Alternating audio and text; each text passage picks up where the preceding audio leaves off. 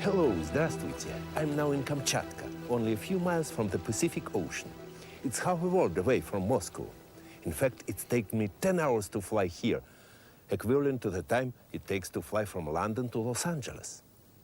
Kamchatka is one of our most spectacular places, with no less than 33 active volcanoes. This is Mitnovsky volcano, and I am standing on the edge of its crater and smelling the sulfur of it. This land is born of fire, with molten rock just below the surface. It's as if the whole world boils and bubbles.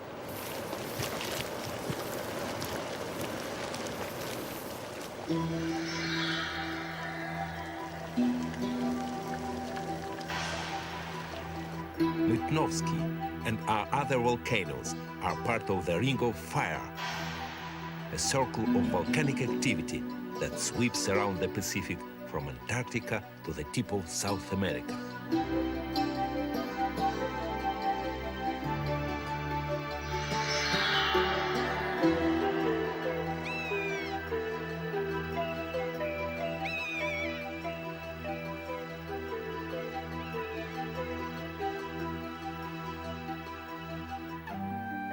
Kamchatka hangs from Siberia like a scimitar.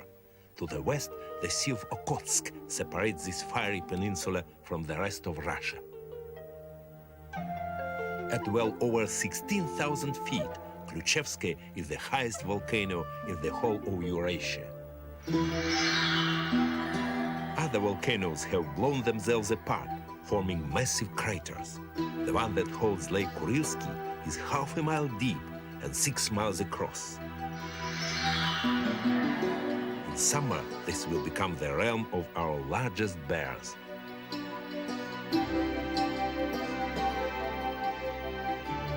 Kamchatka depends upon the Pacific.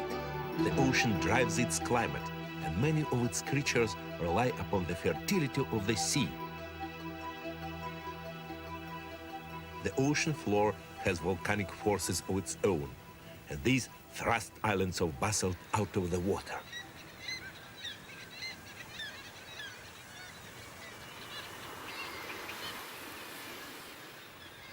Sheer cliffs and screes of boulders are ideal nesting sites for millions of seabirds.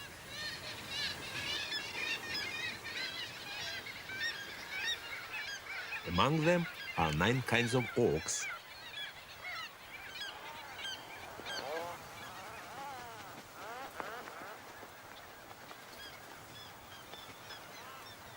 At the end of May, the nesting slopes are still covered by snow, but courtship is well underway.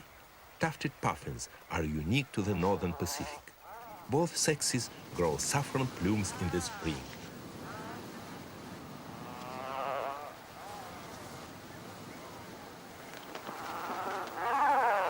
The fleshy projections above their eyes give horned puffins their name. Puffins mate for life. This gentle sparring of bills reinforces the pair bond.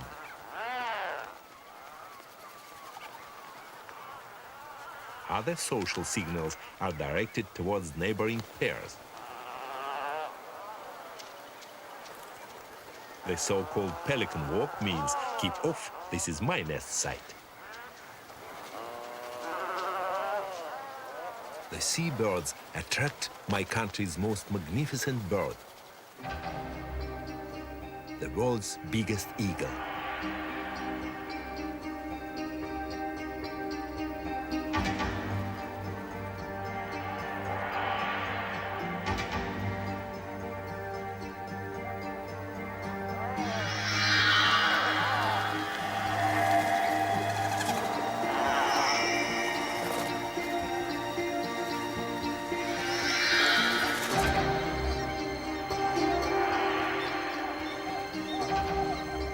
Steller's sea eagle has a 9-foot wingspan.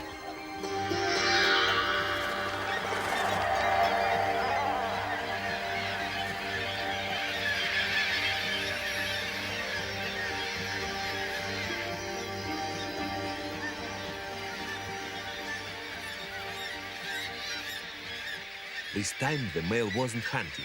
His mate on the nest is well provisioned with food.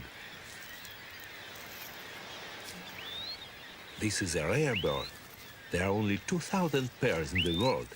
Most breed on our Pacific coastline. If the seabirds have a poor breeding season, the eagles can't catch enough food, so one of these chicks will starve.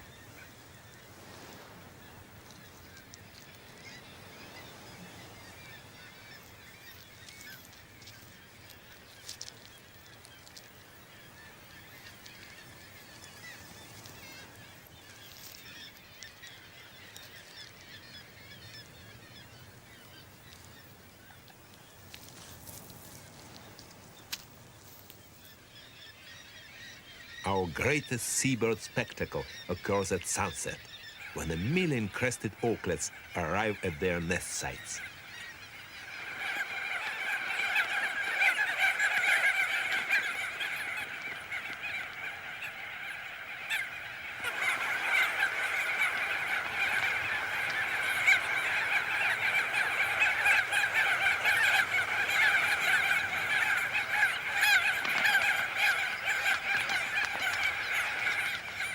In a week or two, the snow will melt and they'll start laying their eggs.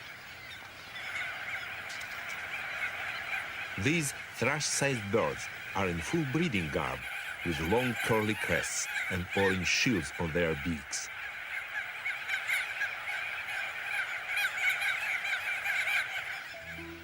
Way to the south, there is another part of Russia's Far East. Ussuriland is on our Chinese border, near Vladivostok. Here, ancient volcanoes are cloaked in an extraordinary forest, nurtured by moisture from the Pacific.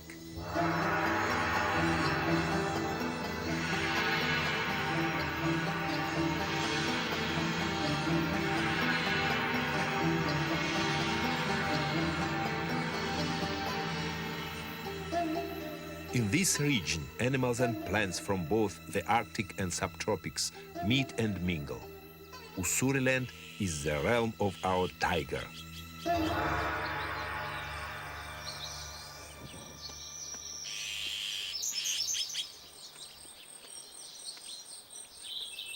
In the 1940s, only 25 of these beautiful cats remained, but luckily they were given urgent protection. Today, up to 300 roam these forests, although they're elusive and rarely seen.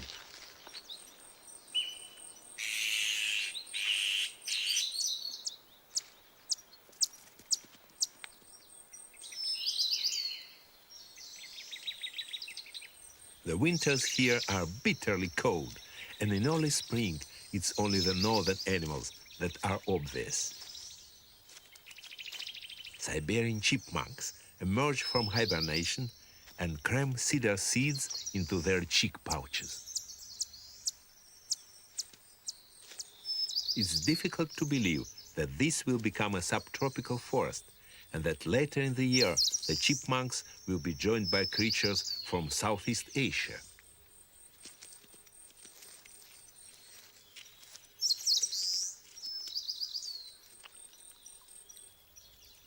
As soon as the ice melts, the woodland pools become centers of activity.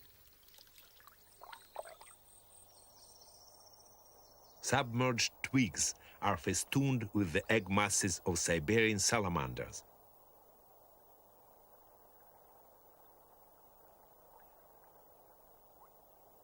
They are the only salamanders to penetrate the Arctic Circle, which is way to the north.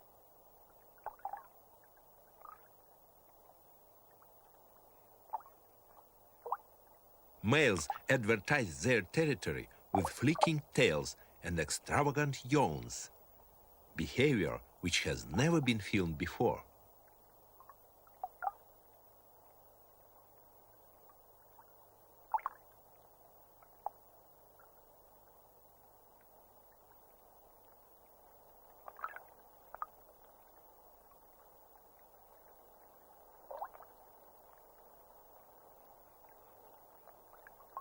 If another male gets too close for comfort, a fight breaks out.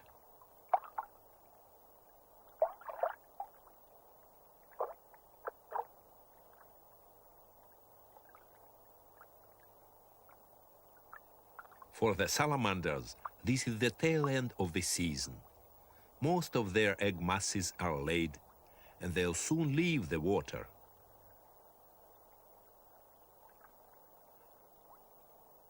But for amphibians from the south, spawning is at its peak.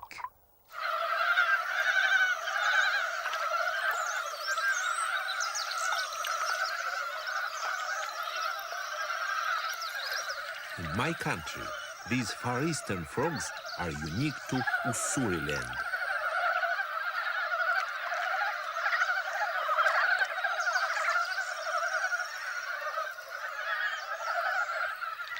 They are a Chinese species, and this is the northern limit of their range.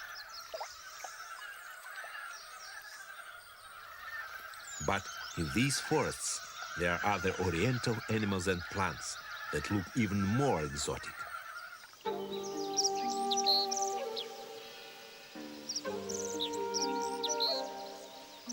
Delicate rhododendrons that feature in Japanese paintings are a reminder that Japan is only 300 miles away.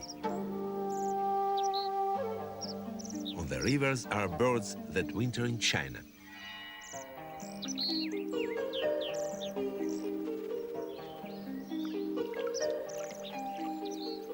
Mandarin ducks, symbols of love and fidelity, have appeared in Chinese art since the 6th century. In my country, they breed only in Ussuriland.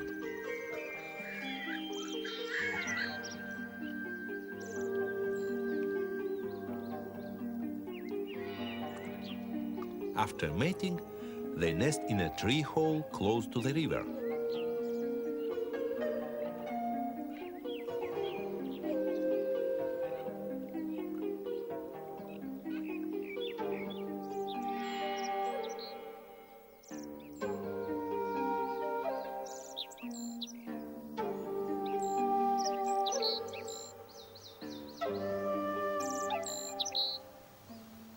As well as Russia's most beautiful ducks, Ussuriland can also boast our most flamboyant marine creatures, which live in the waters of the Pacific.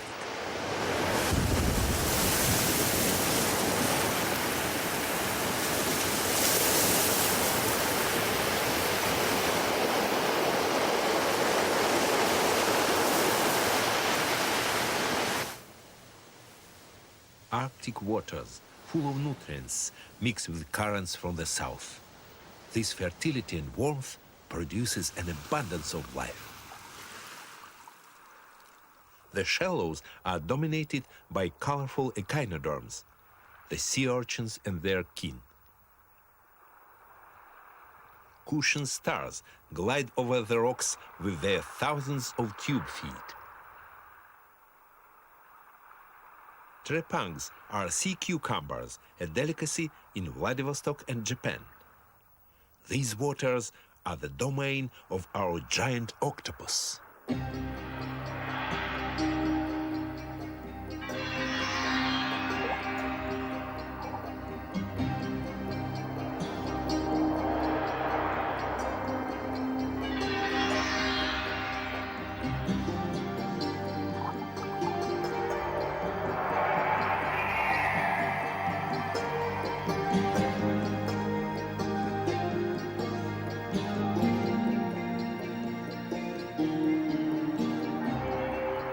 Octopus catch crabs and scallops, which they consume in their dens.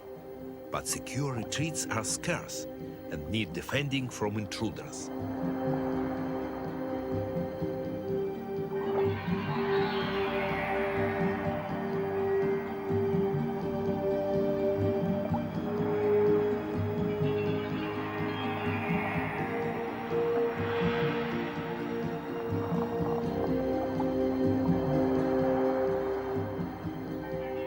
These octopuses can be real monsters, growing to 10 feet or more. This one will go house hunting elsewhere.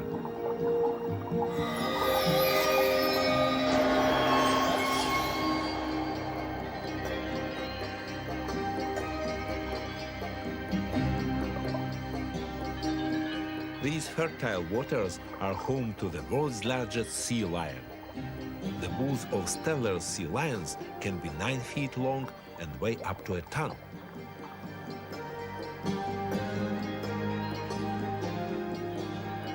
They'll sometimes catch and kill seals, but squid and fish are their main food.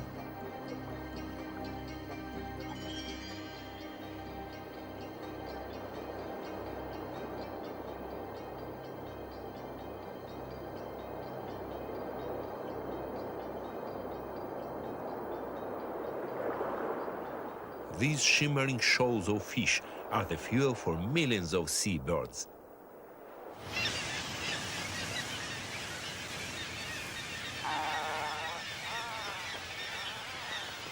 It's July. On our northern Pacific islands, the breeding seabirds have a variety of feeding strategies. Puffins hunt far out to sea. They can carry one fish or up to 20 or more. Others fish close to the shore.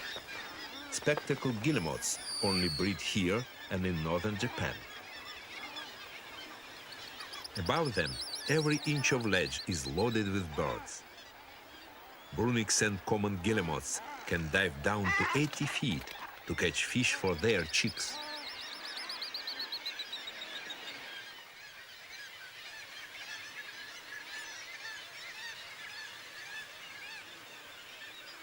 Horned puffins return with fish about 6 times a day.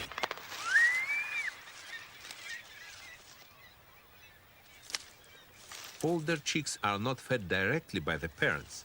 They simply drop the food onto the floor of the burrow.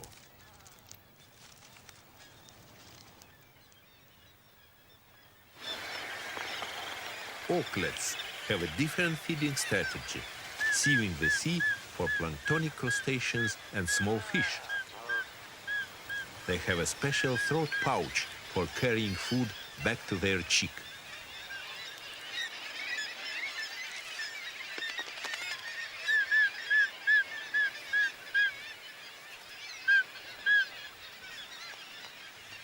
As it's been a successful season for the seabirds, remarkably, both eagle chicks have survived. Now, the parents tempt them to fledge.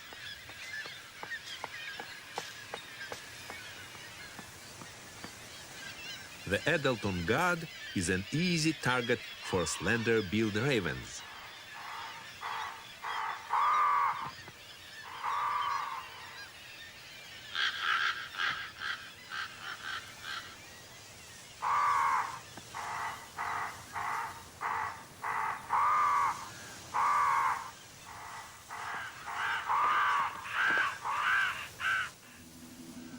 In a few days, the young eagles will have flown. At these high latitudes, the midsummer sun barely dips below the horizon, and the islands seem at their most tranquil.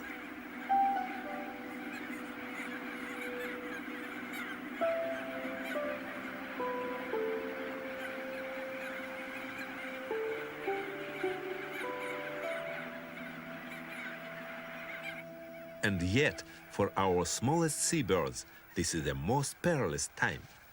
Ancient marlets have no throat pouch to transport food, so the chicks are never fed in the nest.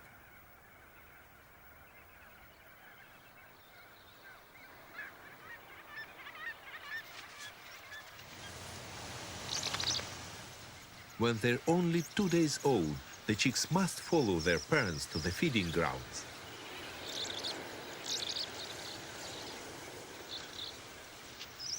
Encouraged by their parents' cries, the chicks head for the sea.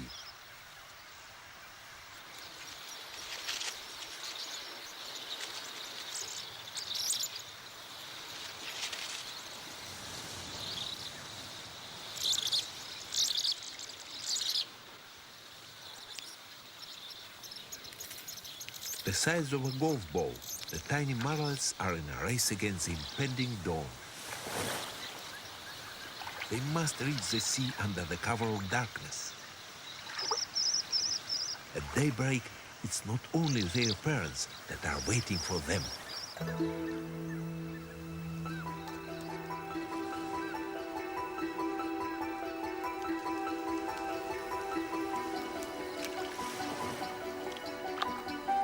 The exhausted stragglers must run the gauntlet of slightly-backed gulls.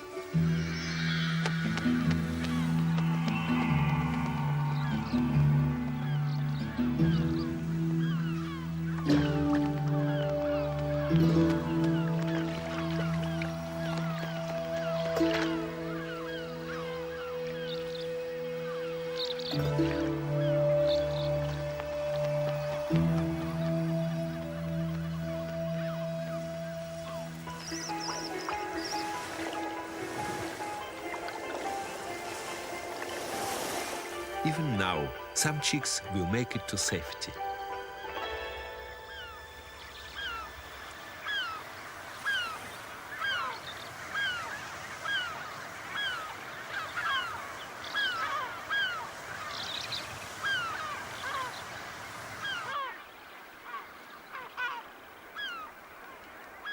Back in Ussuriland, summer typhoons bring a tropical deluge with up to 10 inches of rain in a day. For a short time, these steamy conditions bring the monsoonal lushness of Southeast Asia to this corner of Russia. In my country, this is the nearest we get to a jungle. This rainforest is adorned with exotic flowers.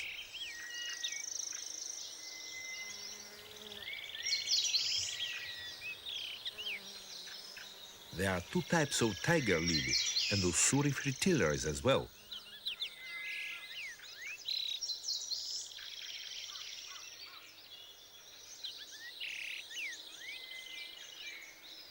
These forests on our Chinese border are composed of oaks and maples, birches and pines, but these northern trees are entwined with subtropical lianas, or even Russia's largest snake.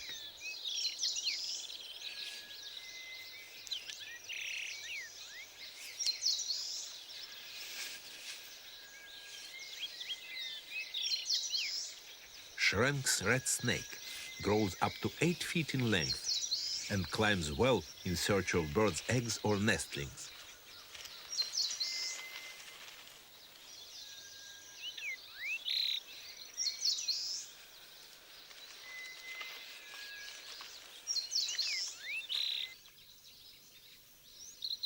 The red snake has a good choice because half of Russia's 780 kinds of birds are found here. Blue and white flycatchers exploit the subtropical abundance and rear 2 broods of chicks.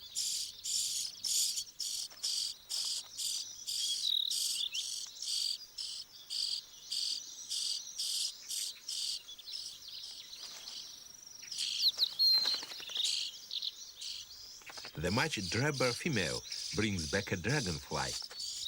These tropical flycatchers will leave before there's the slightest chill in the air to spend the winter in Borneo or the Philippines.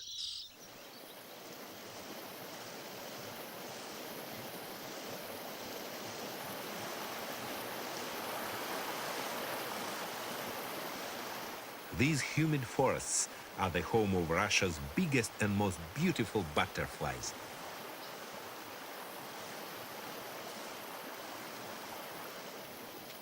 Each year there are 2 broods of Maag swallowtails. This summer brood is much bigger and more brightly colored than their parents that were on the wing in spring.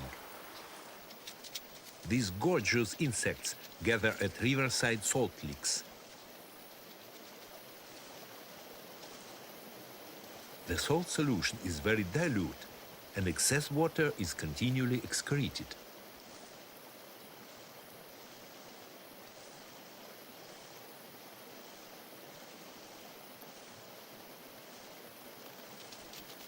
Flotillas of white butterflies are also attracted to the salty ground.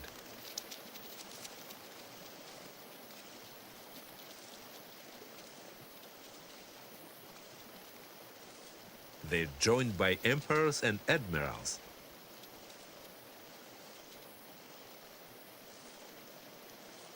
The probing proboscis acts like a flexible straw.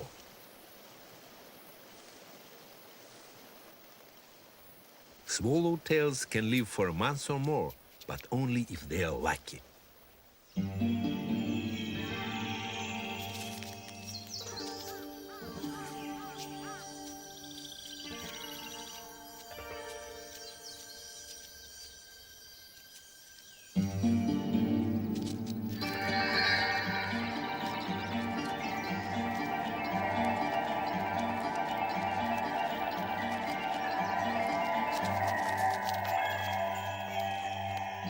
The swallowtail is partially paralyzed with a swift bite.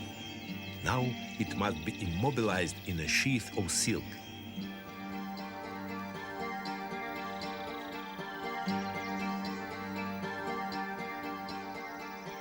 Orb spiders have 6 silk glands, each producing a different type of silk. Strands for wrapping prey are forced through nozzles on the spider's abdomen.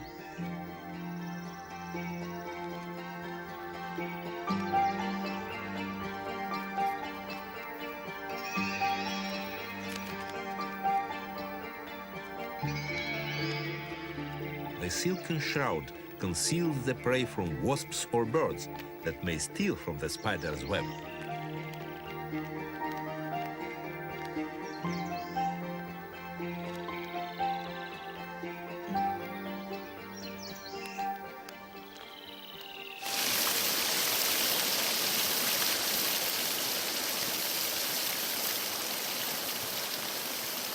Ussuriland is our wettest place.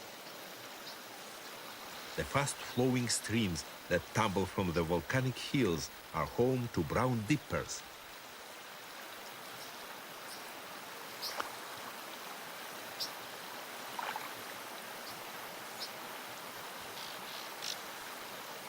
When hunting underwater, silk could clog the bird's eyes, but these toughened white membranes keep the eyes clean.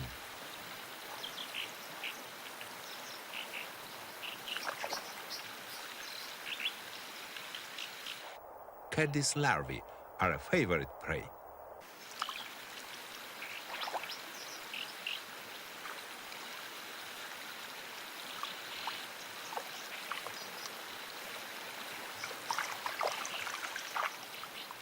The larvae build armored cases, but these are no defense against hungry dippers.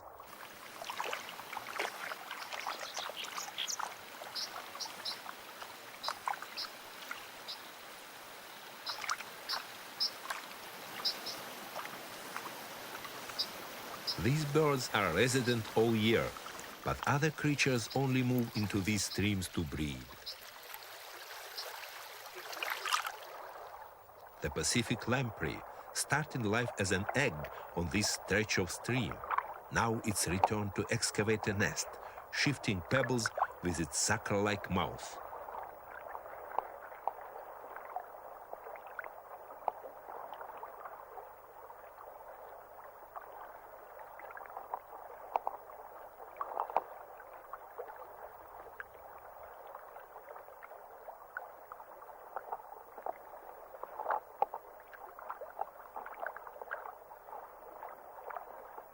These creatures are parasites.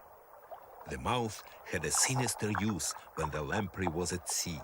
The sucker and sharp teeth were used to hang on to marine fish and to feast on their blood. In other parts of the river, there are bizarre animals which have nostrils designed as snorkels.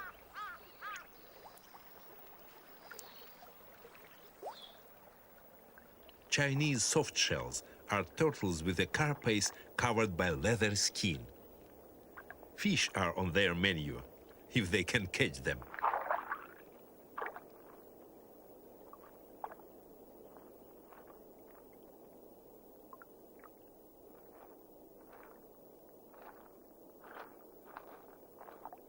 The reptiles are outpaced by the fish, so the turtle must rely on other tactics.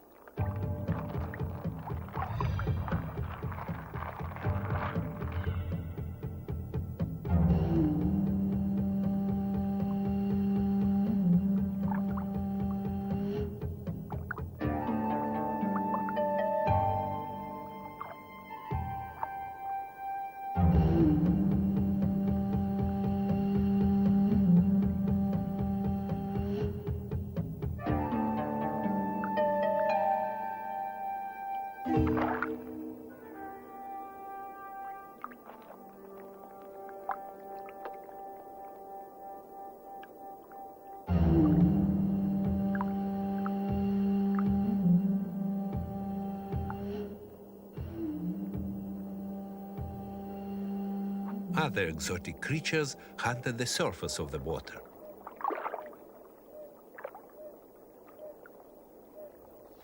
Oriental fire-bellied toads have backs of cryptic green and stomachs of stunning red. Unusually for toads, they're active by day and are bold and unafraid because they have a hidden defense. Fire bellies feed on insects.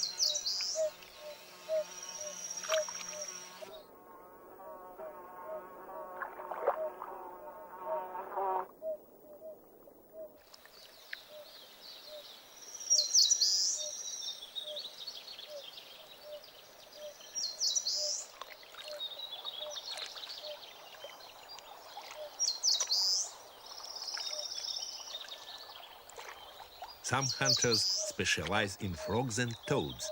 This is our tiger snake.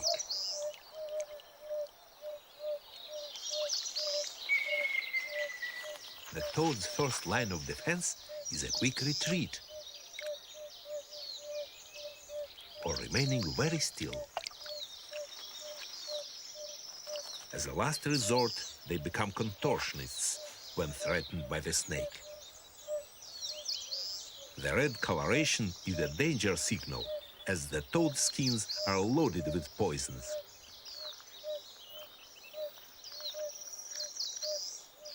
Sensibly, the snake moves on.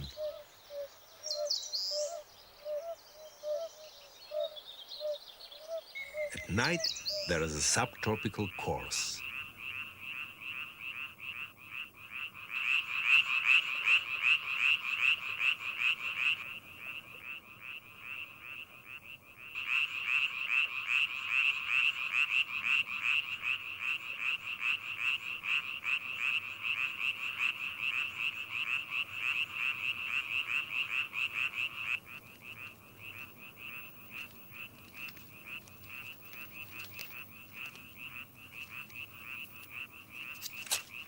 In their quest for mates, male Chinese tree frogs engage in croaking tournaments.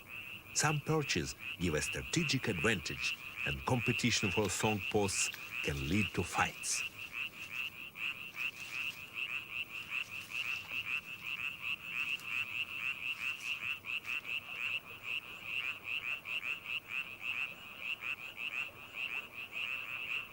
The largest males have the loudest croaks, and they have the best chance of mating. The swampy forests of Ussuriland are a haven for amphibians, and these attract a dog that fishes for frogs.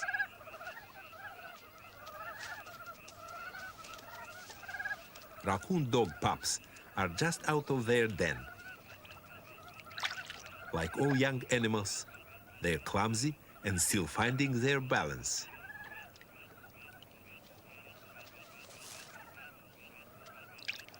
Although they look like raccoons, they're an unusual member of the dog family because they can't bark and they hibernate in winter.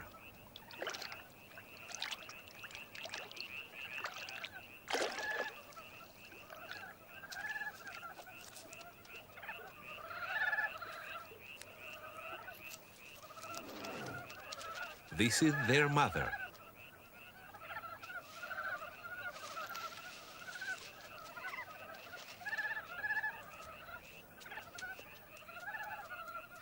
These little dogs are dwarfed by our biggest cat.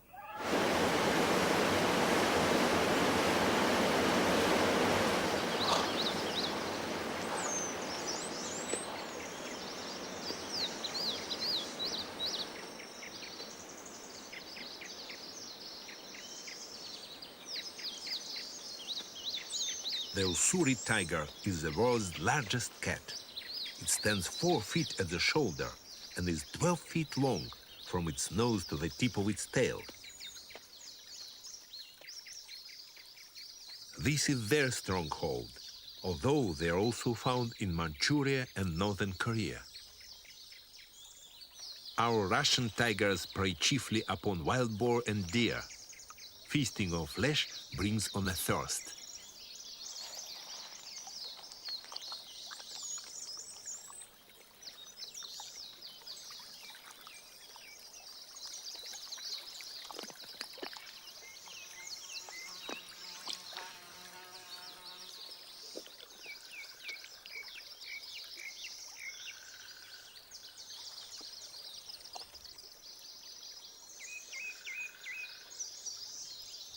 The forests in which our tigers live developed on what was once an active line of volcanoes. Further to the north, on the Kamchatkan Peninsula, these volcanic forces are very much in evidence.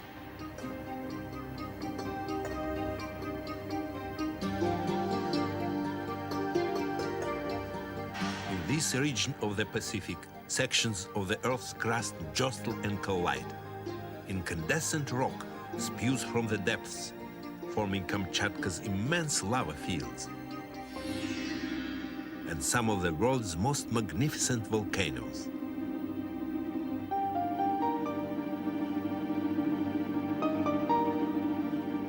Some are extinct and only cones of ash remain. Lakes form in the craters of others. Karinsky is an acid bath, a lethal mixture of sulfuric and hydrochloric acids. Khrushchevskaya is our most active volcano. It's only as old as the pyramids, but in 7,000 years it's built its perfect cone 3 miles into the sky.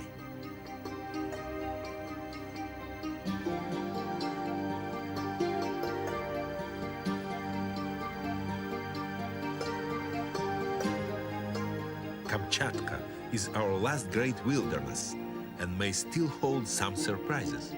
This valley was only discovered in 1941.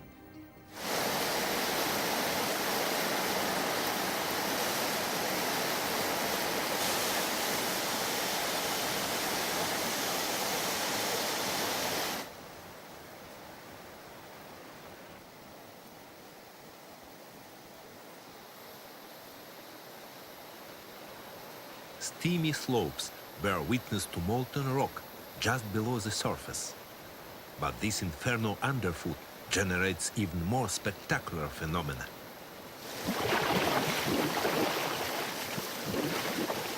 There are 20 geysers here. Every few minutes, one of them erupts.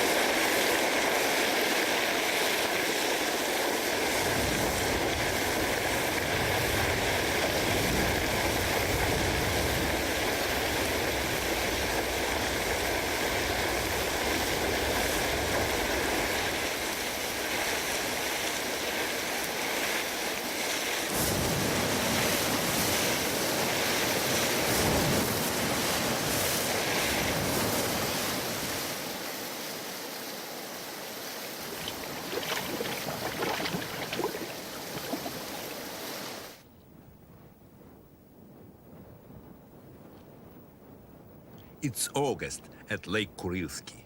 This land of volcanoes is now invaded by huge numbers of fish fattened in the sea.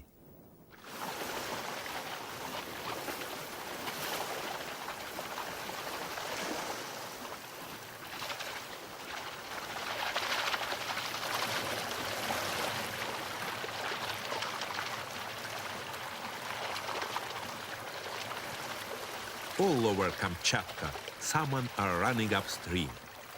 Here, 5 million sockeyes have arrived to spawn in the shallows of the lake. Many are weakened from breeding and become stranded. The stocks of salmon are crucial because they sustain creatures of the interior, like otters.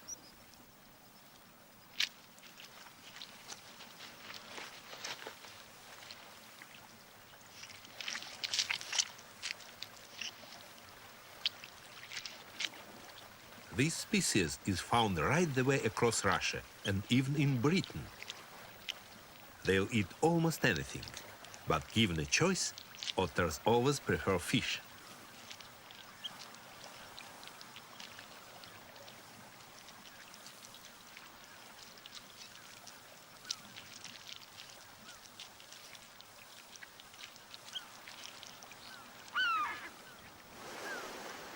After a summer of feasting on seabirds, slaty-backed gulls tuck into dead salmon and caviar. Our greatest bears also come to the feast.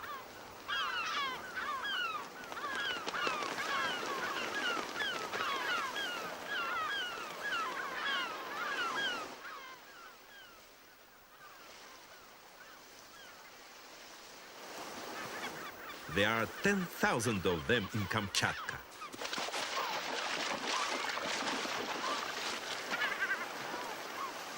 Like Alaskan grizzlies, they grow huge on a diet of salmon and berries.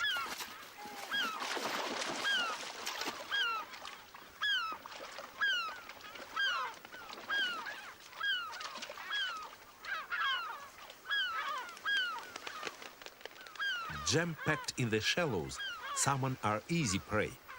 But our Russian bears, like bears the world over, still have difficulty in holding a slippery fish.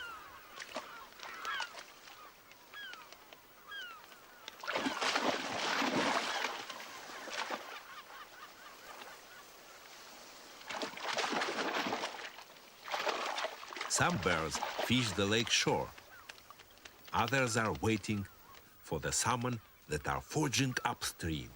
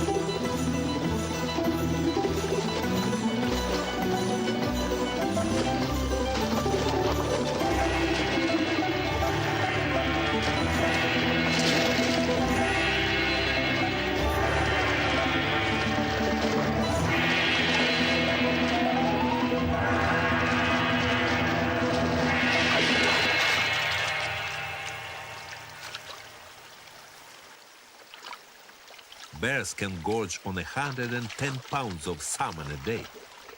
They need every ounce of fat to see them through their long winter's sleep.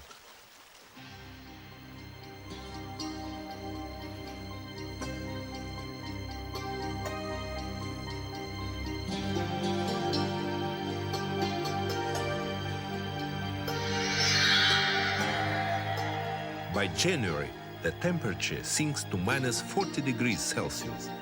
But even in these freezing conditions, one is left in no doubt that this is a land born of fire.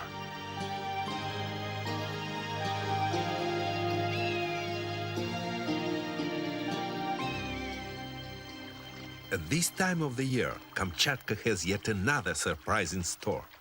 The salmon are still running.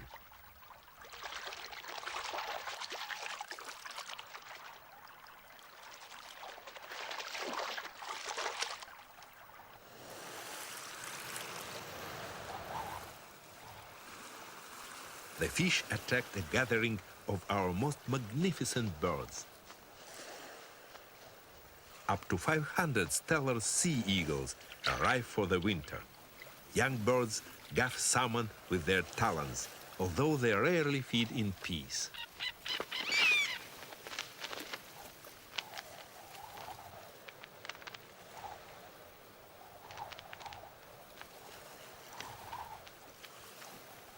With so many eagles, scobles are common, though there is enough fish for all. A regal bird in a land born of fire. Our journey through the realms of the Russian bear ends here, on the misty shores of the Pacific. Over the horizon is Japan. It certainly gives me great pleasure showing you our beautiful countryside. And I hope you enjoyed seeing some of our remarkable animals and plants. You see, despite our difficulties, we have much to treasure and to be thankful for. I hope we'll meet again. So until then, goodbye and good luck. До встречи и счастья вам!